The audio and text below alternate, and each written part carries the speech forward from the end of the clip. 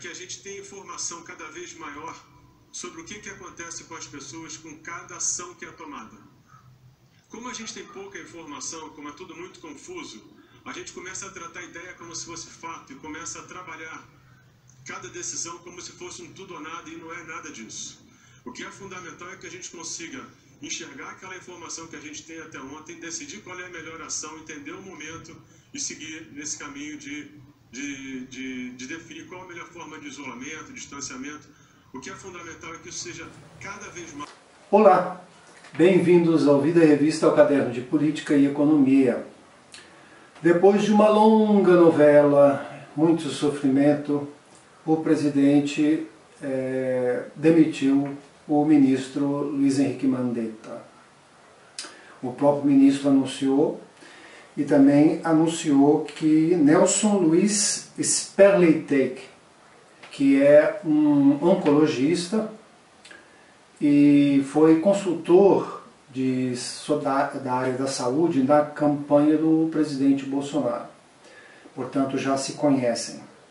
Ele tem experiência empresarial, não vê incompatibilidade entre salvar vidas e salvar a economia, e parece que é bem cotado no meio médico. Agora eu estou assim, aquela curiosidade, acho que todo mundo, né, para ver o primeiro pronunciamento do novo ministro, para ver se ele vai manter, né, as medidas de isolamento social e também responsabilidade no uso de remédios, né, para a suposta cura do coronavírus, ou vai simplesmente ser um porta-voz de Olavo de Carvalho, do gabinete do ódio do próprio presidente e suas ideias enlouquecidas, né?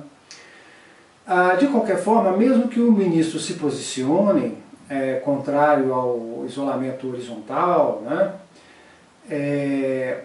a decisão ontem do Supremo Tribunal Federal, que confirmou a autonomia dos estados para colocar em medidas de isolamento, medidas sanitárias, enfim, é muito importante, porque mesmo que o Ministério agora venha a dizer o contrário, os governadores e prefeitos têm autonomia para manter o atual esquema das coisas, né?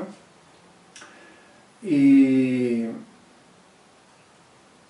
também vamos ver se, vamos supor que ele libere a cloroquina ou outras coisas, até vamos ver, né, a tal do remédio milagroso do astronauta Marcos Pontes, que naturalmente vazou, né?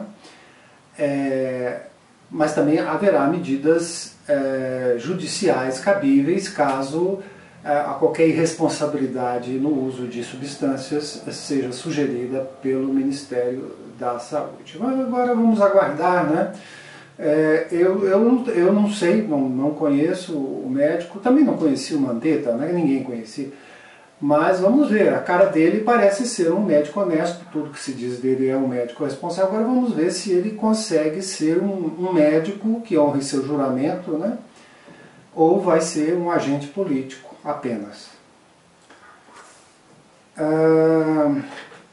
Como eu comentei há pouco, o ministro da Ciência e Tecnologia, dizem as más línguas que ele não entende bolhufas de ciência e tecnologia, apenas fez um voo espacial na época do presidente Lula, voltou, não fez mais nada com isso, passou a vender travesseiros, até ser convidado para ser ministro. Mas enfim, o nome vazou, né? A Comissão Nacional de Ética em Pesquisa, CONEP, órgão do Ministério da Saúde, emitiu parecer favorável ao desenvolvimento de uma pesquisa com nitazoxanida em 600 miligramas, que é um vermífugo, né, cujo nome comercial é Anita. Isso para tentar tratamento de pacientes com coronavírus, né? Mesmo assim, seguidas os protocolos normais, né, de pesquisa e testes, isso vai levar um mês mais ou menos para se chegar a alguma conclusão.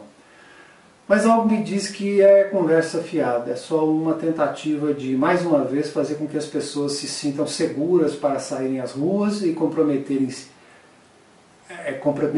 a si mesmas e aos outros. Não é? Então vamos aguardar e ver os resultados dessa pesquisa. Vermífugo. Naturalmente que se esse vermífugo é vendido normalmente, ele vai esgotar, né? Bom para o laboratório que produz. Ontem também foi divulgada uma nota técnica do Tesouro Nacional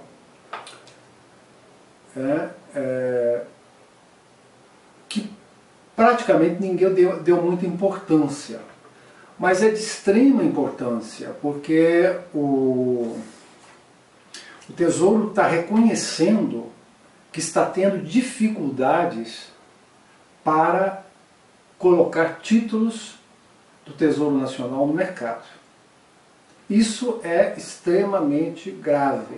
Ou seja, o governo está com dificuldade de rolar a dívida federal, a dívida do país.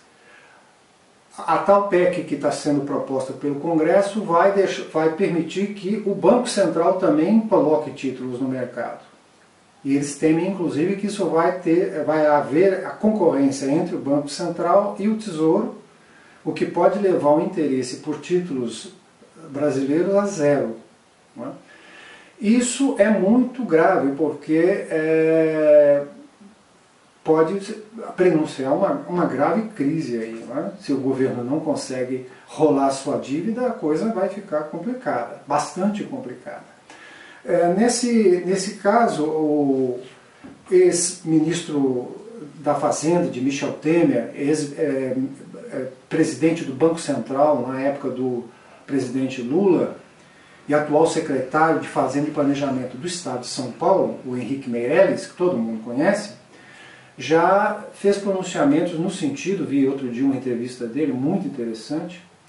Ele é bastante bom para falar as coisas, né? Ele disse que o governo precisa emitir moeda, não no sentido de mandar imprimir dinheiro em papel, né? Mas criar dinheiro novo, porque a situação é tão grave, né? A previsão aí das mais otimistas é de uma queda de 6% do PIB esse ano. O consumo está tão baixo que a emissão de dinheiro por parte do governo não vai gerar inflação, né? E ao mesmo tempo o governo abastece a economia com recursos sem assumir dívida imediata, que seria o caso da colocação de títulos, né, no mercado. Então aí vamos ver, né? Eu acho que já que o presidente está nessa fase de troca de ministro, talvez fosse o caso de trocar o ministro da Economia também por alguém que tem uma visão mais abrangente, né? Porque o ministro Paulo Guedes, ele tinha uma receita, né, que ele veio para implementar. Infelizmente essa receita foi para as calendas, né, ou calendas, né? Então, ou ele vai mudar a sua visão de mundo, que eu não acredito, ou será necessário também uma mexida na equipe econômica para enfrentar os momentos difíceis da economia que virão pós-crise do coronavírus. Lamentavelmente, o Ministério da Saúde anunciou mais, né, dados da pandemia. O Ministério anunciou que são atualmente 1.924 mortes oficiais. Nós estamos beirando já, né, acho que amanhã nós vamos passar, infelizmente, 2.000 pessoas mortas. Né?